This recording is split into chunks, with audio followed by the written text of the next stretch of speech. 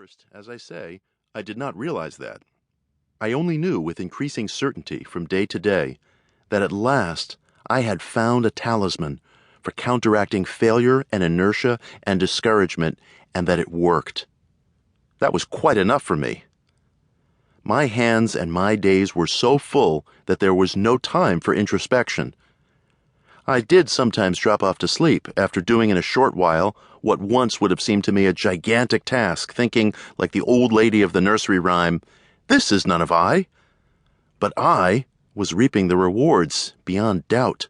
The books I had wanted to write for so long and had so agonizingly failed to write were flowing now, as fast as the words would go on paper, and far from feeling drained by the activity, I was continually finding new ideas, which had been hidden, as it were, behind the work that had backed up in my mind and made a barrier. Here is the total amount of writing I was able to do in the 20 years before I found my formula. The little writing which I was painfully, laboriously, protestingly able to do. For safety's sake, I have overestimated the items in each classification, so a generous estimate of it comes to this: 17 short stories, 20 book reviews, half a dozen newspaper items, 1 attempt at a novel, abandoned less than a third of the way through. An average of less than 2 completed pieces of work per year. For the 2 years after my moment of illumination, this is the record: 3 books, the first 2 in just 2 weeks less than the first year, and both successful in their different fields, 24 articles, 4 short stories, 72 lectures, the scaffolding of 3 more books, and innumerable letters of consultation and professional advice sent to all parts of the country. Nor are those by any means the only results of applying my formula. As soon as I discovered how it worked in the one matter of releasing my energy for writing, I began to be curious as to what else it might do for me, and to try acting upon it in other fields where I had had trouble. The tentativeness and timidity which had crippled me in almost every aspect of my life dropped away. Interviews, lectures, engagements which I had driven myself to, going against the grain every minute, became pleasurable experiences. On the other hand, a dozen stupid little exploitations of myself, which I had allowed, almost in a penitential spirit, so long as I was in my deadlock, were ended then and there. I was on good terms with myself at last, no longer punishing and exhorting and ruthlessly driving myself, and so no longer allowing myself to be unnecessarily bored and tired.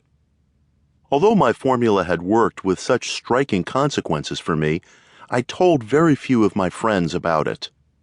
In the almost fatuous egotism which I seemed to share with 99/100ths of my fellows, I thought my case was unique, that no one had ever got into quite such a state of ineffectiveness before, nor would be able to apply the formula I used so successfully on his own difficulties.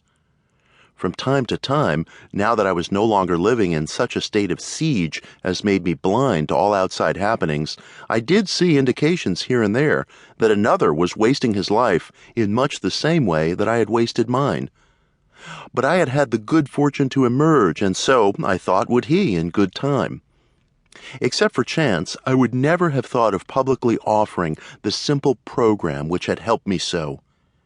I might indeed never have realized that to a greater or less extent most adults are living inadequate lives and suffering in consequence. But some months ago, I was asked to lecture to a group of booksellers, and the subject which was tentatively given me was the difficulties of becoming a writer. Now, in my first book, I had gone into these difficulties pretty thoroughly.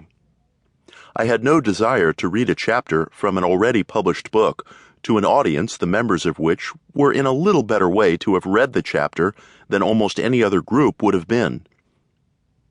Beginning to prepare the lecture, I could think of nothing further to add to the subject than to say frankly that the most difficult of all tasks for a writer was learning how to counteract his own inertia and cowardice. So, fearing at first that my talk would have somewhat the sound of testifying to grace in an old-fashioned prayer meeting, I began to consider the subject and prepare my speech. The conclusions I came to are in this book.